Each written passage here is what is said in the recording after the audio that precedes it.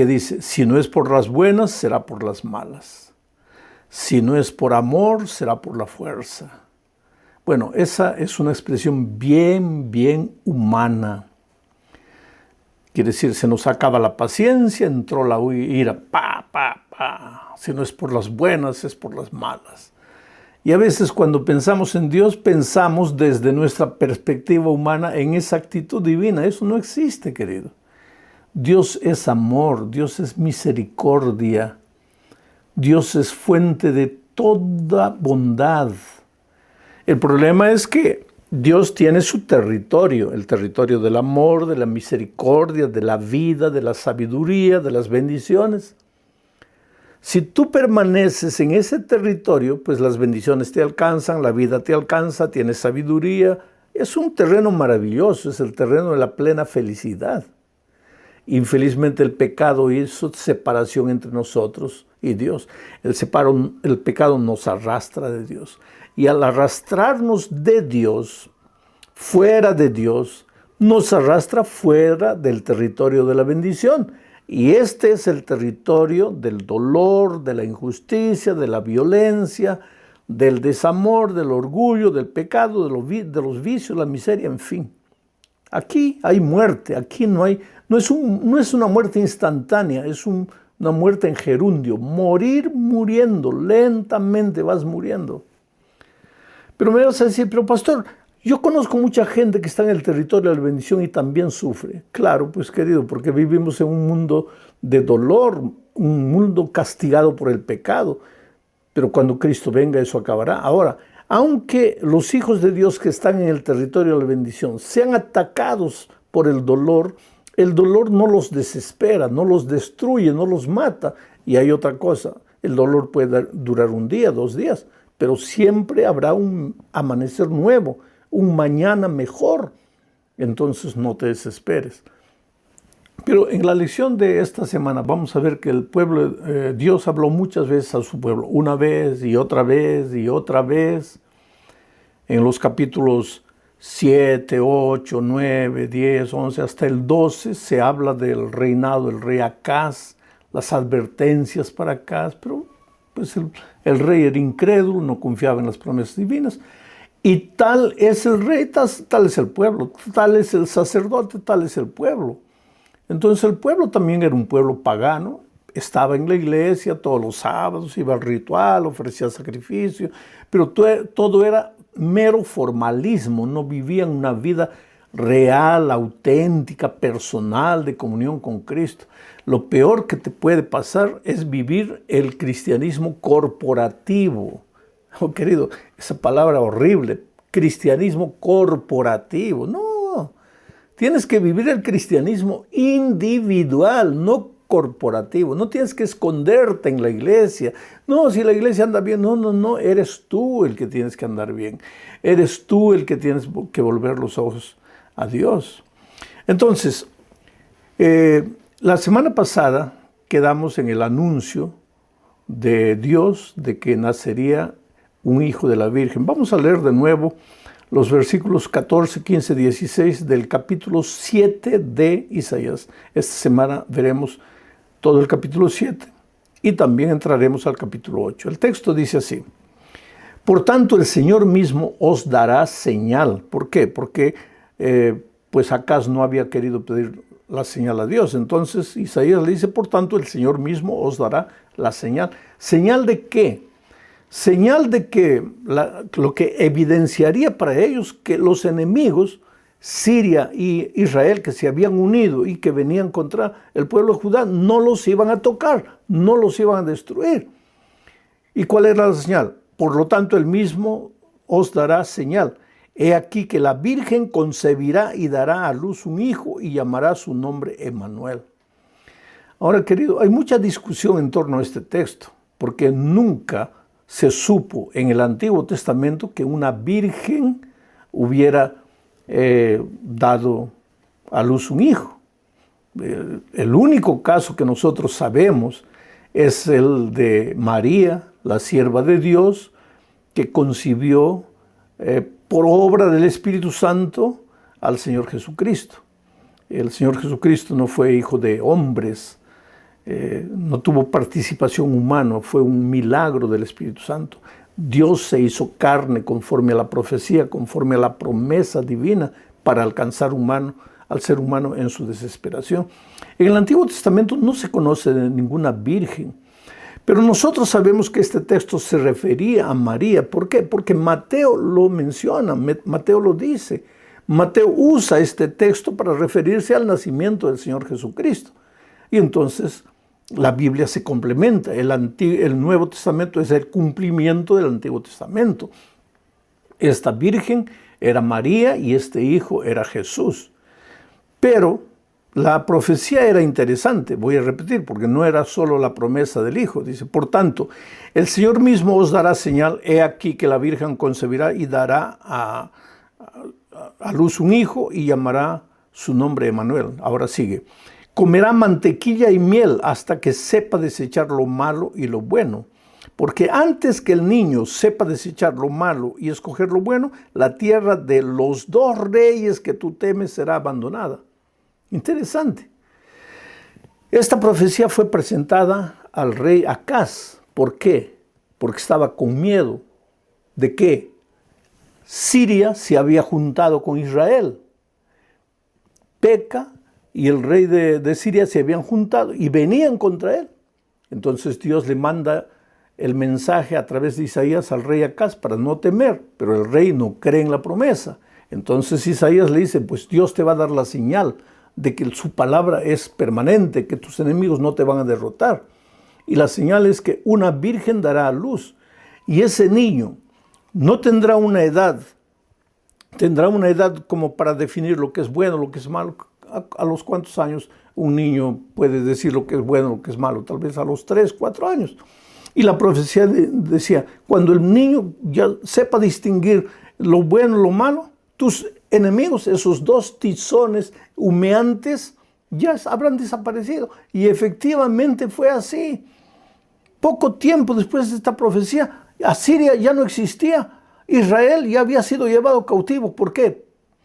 Siria ya no existía. Israel ya había sido llevado. Rezín y Peca, los reyes sirios y de Israel, estaban derrotados porque los asirios de Babilonia habían venido y los habían derrotado. Pero querido, esta profecía es interesante porque ahora sigo leyendo el versículo 18. Cuando llegue ese día, el Señor llamará con un silbido a la mosca que está al final de los ríos de Egipto y a la abeja que está en la tierra de Asiria. Aquí figuradamente se está refiriendo a los egipcios como la mosca y a los asirios como la abeja. Abejas y moscas inundarán esta tierra. Quiere decir, los asirios vendrían del este y los del sur subirían los egipcios. ¿Para qué? Para destruir al pueblo de Judá. Versículo 19. Y estas vendrán, moscas y abejas, estas vendrán y acamparán en todos los valles desiertos y en las grietas de las piedras y en todos los zarzales y en todas las matas. O sea, los enemigos, los ejércitos enemigos harían una destrucción completa en el pueblo de Judá. Cuando llegue ese día, dice el versículo 20, el Señor traerá al rey de Asiria que habita al otro lado del río y ese rey será como una navaja alquilada. Y aquí ya se está refiriendo a Nabucodonosor. Ese rey será como una navaja alquilada con la cual les rapará la cabeza y el pelo de los pies y hasta la barba. Cuando llegue ese día, quien críe una vaca y 2 ovejas comerá mantequilla, pues será mucha la leche que le darán. Sí, quien quede con vida en el país ciertamente comerá miel y mantequilla. Cuando llegue ese día, el campo donde había 1000 vides con valor de 1000 monedas de plata será un campo de espinos y cardos. Irán allá con arcos y flechas porque toda la tierra estará llena de espinos y cardos. Por temor de los espinos y cardos, nadie irá a ninguno de los montes antes cultivados con azada, porque solo servirán como pastizales de bueyes para que los ganados los pisoteen. O sea, ¿qué es lo que está haciendo Dios aquí? Dios envía a Isaías a hablar con el rey Acaz, porque el rey Acaz, pagano, idólatra, adorador de dioses falsos, se había apartado de Dios y estaba llevando a la ruina al pueblo de Judá. Ahora venían los sirios unidos con los de Israel a atacarlos y Judá estaba desesperada, temblando como árboles cuando soplados por el viento. Pero Dios le manda un mensaje de esperanza. Sin embargo, el rey no cree, no confía. Dios le anuncia la solución en un niño que nacerá de una virgen. Le dice que cuando ese niño estará pequeñito todavía, sus enemigos ya habrán sido destruidos, pero el rey no cree. El rey está de ojo en Asiria, de Babilonia, queriendo que tal vez ellos me van a ayudar para enfrentar a estos enemigos que vienen. Pero Dios le dice, no confíes en los hombres, confía en mí. Sin embargo, pues el rey de Judá no cree, no confía en Dios. Entonces Dios le profetiza a través de Isaías. Le dice, tú estás mirando a Babilonia, tú estás mirando a Asiria como la posible solución para la invasión de estos dos enemigos que son tizones humeantes para mí. Pues te digo una cosa, va a llegar un día en que ese Babilonia a quien tú estás mirando, queriendo que te ayude, va a venir y te va a destruir. Del sur los egipcios van a invadir tus tierras, pero el que te va a hacer daño mismo son las abejas de Babilonia. Ellos van a venir, van a inundar tu tierra, van a dejar todo desolado, pero mi remanente, mi pueblo fiel, comerá leche y miel. La tierra que fluye leche y miel, esa expresión se refiere a las bendiciones de Dios. ¿Qué es lo que Dios está queriendo decir? Hijo, en este mundo el dolor puede tocar a todos los seres humanos, inclusive a los cristianos. Pero mis hijos finalmente comerán leche y miel. Abriré las ventanas de los cielos, derramaré bendiciones hasta que sobreabunden. Oh querido, no te desesperes. Y ahora esto que te digo no es palabra bonita de predicador.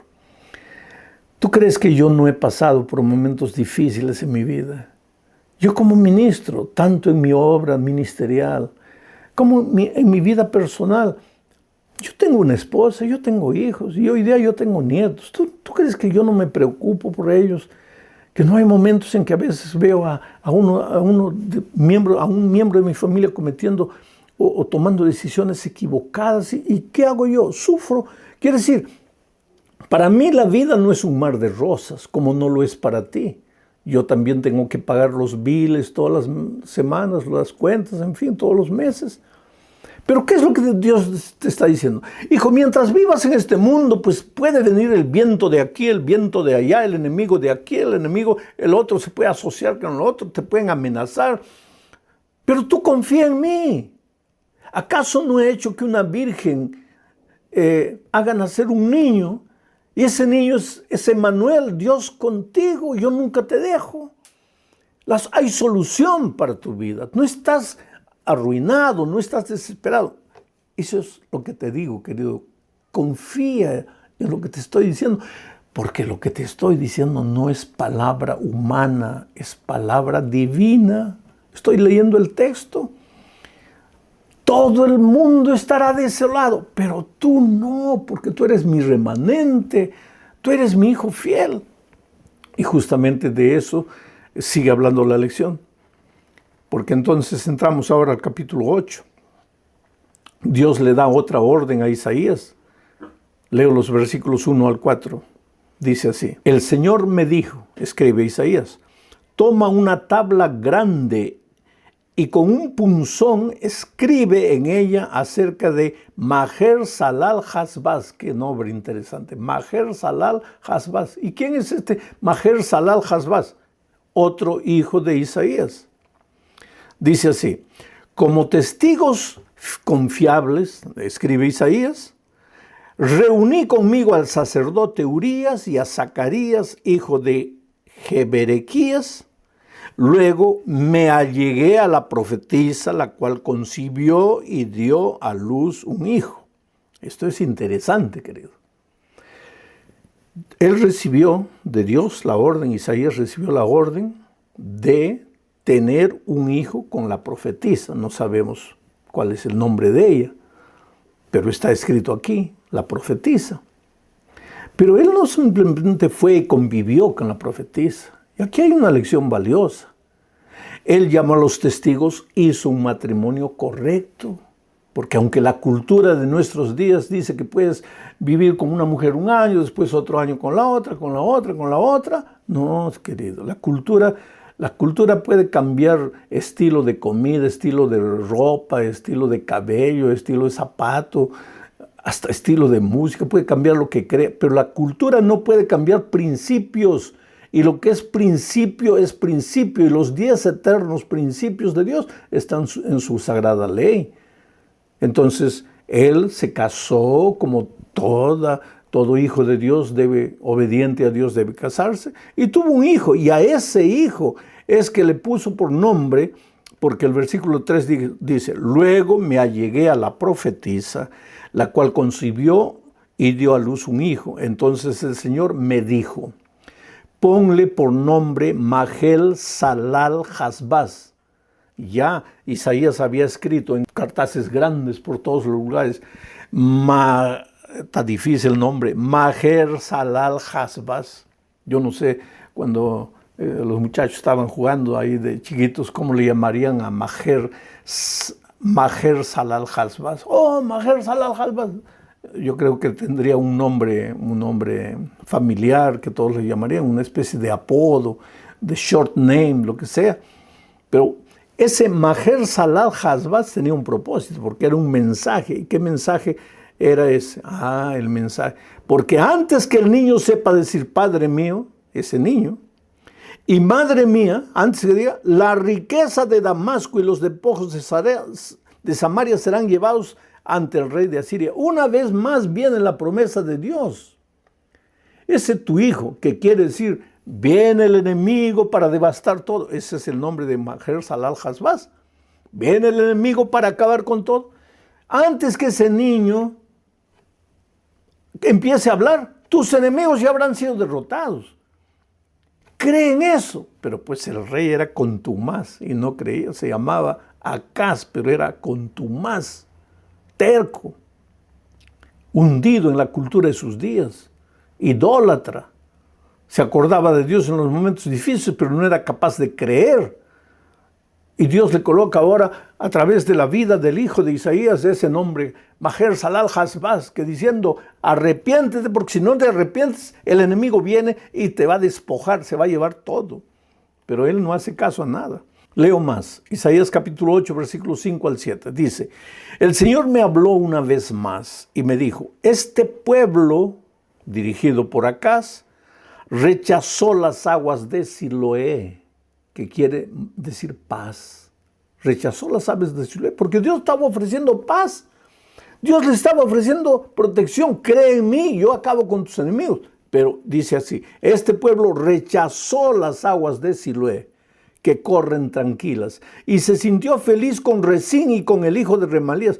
Por lo tanto, el Señor hará que los inunden por completo las impetuosas y abundantes aguas del río. Es decir, hará que el rey de Asiria los inunde con todo su poder, y ese rey cubrirá todos sus ríos y rebasará todas sus riberas. Dios te llama con amor, querido. Ahora no digas Dios te llama por las malas, porque Dios no llama a nadie por las malas. Dios te llama con amor, te ofrece Siloé, la paz. Pero si tú no quieres, y voluntariamente, y tercamente, y rebeldemente te vas a la tierra del dolor, abandonas el territorio del amor, pues solito vas a sufrir las consecuencias. Y cuando estés llorando, cuando tus enemigos te hayan derrotado, cuando estés en la miseria, los que no entienden el evangelio te van a decir, estás siendo castigado por tus pecados. Dios no te está castigando por tus pecados. tú solito estás sufriendo las consecuencias de vivir fuera del territorio de la bendición. Coloca eso en tu cabeza y en tu corazón, mi amigo. Dios te ama, Dios quiere lo mejor para ti.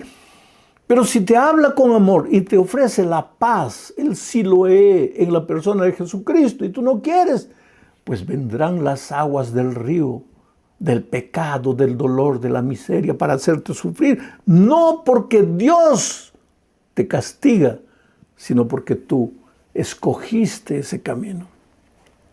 Por eso no tenemos nada que temer si confiamos en Dios. Leo ahora el capítulo 8, versículos 13 al 15. Dice, santifiquen al Señor de los ejércitos y solo a Él. Hagan solo un santo de Dios, solo Él. Que Él sea para ustedes la única razón de su temor. Hagan de Él su santuario, su templo de Dios. No hagan solo del templo de ladrillo y cemento, su templo, su santuario, que sea el propio Dios. Vayan al templo, sí, pero para encontrarse con Dios. No vayan al templo para encontrarse con los amigos, para disfrutar de una programación bonita. Vayan al templo para encontrarse con Dios. Que hagan de Él su santuario. Pero para las dos casas de Israel será una piedra de tropiezo que los hará caer, y para los habitantes de Jerusalén les será una trampa, una red. ¿Qué les será una trampa? El santuario, porque se engañarán, pero creerán que porque cumplen el ritual, porque van al templo y están bien, se olvidaron de hacer de Dios su santuario. Quiere decir que puede ser una trampa pensar que porque vamos a la iglesia y cantamos y nos emocionamos, ya estamos bien, cuando en realidad debemos ir al templo, al santuario, para encontrarnos con nuestro verdadero santuario, que es el Señor Jesucristo. Por eso en la tierra nueva no habrá santuario. ¿Por qué? Porque el Señor Jesucristo estará con nosotros. Él es nuestro santuario. ¿Y cómo será nuestro santuario en la tierra nueva si no aprendimos a hacer de Él nuestro santuario en esta tierra? Sigue diciendo la profecía, muchos de ellos tropezarán y caerán y serán destrozados y se enredarán y quedarán apresados. ¿Quiénes? Los que no hicieron del Señor Jesucristo su santuario. Entonces este es un llamado, querido, a salir de la religiosidad formal, artificial, mecánica, para vivir una experiencia de vida con Dios. ¿Cómo podría hacerles entender esto, querido? El disfrutar de las bendiciones.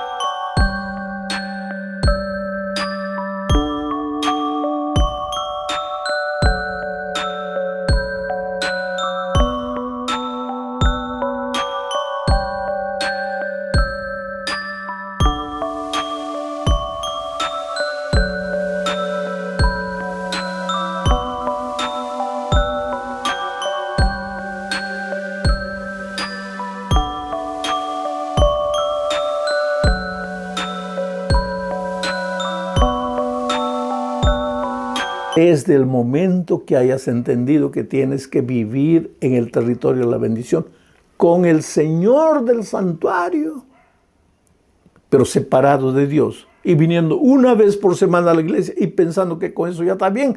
Así no. Es por eso que a veces las cosas te van mal y no entiendes y te preguntas, ¿por qué me van mal? Porque tu cristianismo es artificial, es mecánico, es de forma. No estás viviendo la real vida cristiana. Termino el comentario de hoy hablando de la terrible desgracia del pueblo de Judá, porque en lugar de volverse a Dios y de escuchar todos estos consejos, se volvió a los espiritistas, a consultar con los muertos acerca de los vivos. Entonces viene el texto, leo Isaías 8, 19 al 22. Y si os dijeren, preguntad a los encantadores y a los adivinos que susurran hablando, responded, ¿no consultará el pueblo a su Dios? ¿Consultará a los muertos por los vivos? A la ley y al testimonio, si no dijeren conforme a esto, es porque no les ha amanecido. Y pasarán por la tierra fatigados y hambrientos. Y acontecerá que teniendo hambre se enojarán y maldecirán a su rey y a su Dios, levantando el rostro en alto. Y mirarán a la tierra, y aquí tribulación y tinieblas, oscuridad y angustia, y serán sumidos en las tinieblas.